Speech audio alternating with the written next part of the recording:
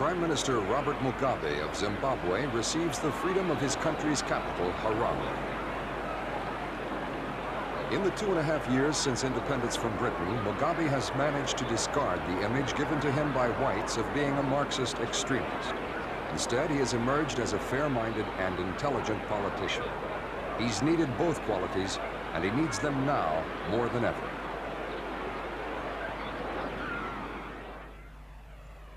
Harare, formerly called Salisbury, was spared the ravages of the guerrilla war that led up to independence. The war, fought by the Patriotic Front Alliance under Mugabe and Joshua Nkomo, took place mainly in the country's border areas.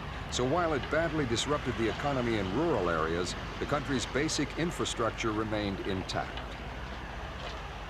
Also, the final political settlement, overseen by Britain, was relatively amicable.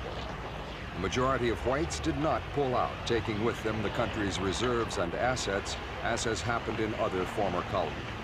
This has given Mugabe the chance to build a new Zimbabwe, with a black, socialist government, but with a major role still played by the whites who have stayed behind.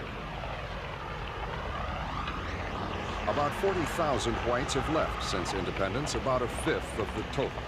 The rest have accepted assurances by Prime Minister Mugabe that there is still a place for them in what many believe to be the most beautiful country in Africa. They will stay, provided the political and economic situation remains stable. The key to Zimbabwe's political situation depends to a great degree on the delicate relationship between Premier Mugabe and this man, Joshua Nkomo. Zimbabwe is free and independent. Though well beaten by Mugabe in the post-independence elections, Nkomo and some of his men were given cabinet posts, but relations got worse, and Mugabe accused former Nkomo guerrillas of planning an armed uprising. Weapons were discovered on land belonging to Nkomo's party, and in February, Nkomo was thrown out of the cabinet. Prime Minister Mugabe explains.